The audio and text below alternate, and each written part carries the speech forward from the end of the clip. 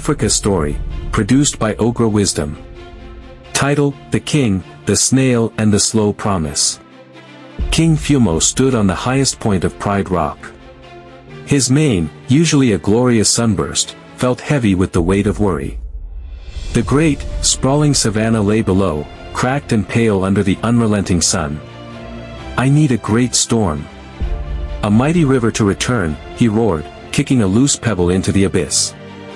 "A problem this large requires a grand solution, not the little ideas my advisors keep bringing me."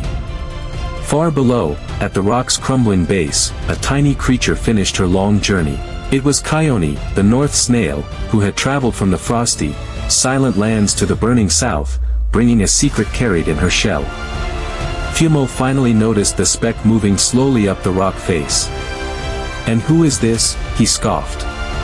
"A little scrap of the north, so far from home. What can a creature who moves like the shadow of a cloud possibly teach a king?" Kione paused her slow ascent. "Your Majesty," she said, her voice a quiet, clear chime. "The North has taught me that strength is not just in roaring, but in holding on. Your land is failing because it cannot keep the water, not because it has none. In the North, the lichens and mosses are ancient keepers," Kione continued. "They hoard every drop of dew, every mist, releasing it slowly into the soil. If we plant them here, in your driest patch, they will teach your land to remember how to drink." Fumo, with a sigh that stirred the dust, agreed to try her idea in the oldest, most barren corner of his kingdom. He watched as the tiny snail, and a few of his puzzled attendants, began their slow, careful work. Days stretched into weeks. The savannah remained thirsty, but Fumo flew to the barren corner. There, a small, vibrant patch of green glowed like an emerald.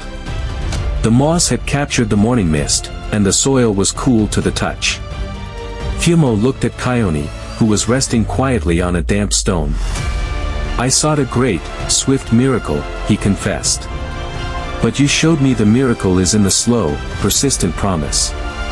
He dipped his massive head low in a royal bow. From that day on, the entire pride helped spread the moss and lichen. The Lion King of the South had learned that the North Snail's gentle, holding strength was the greatest courage of all, and his parched lands began to heal. What have you learned today? Remember to subscribe and follow for more Africa Story. Produced by Ogre Wisdom. A production of Ethics TV.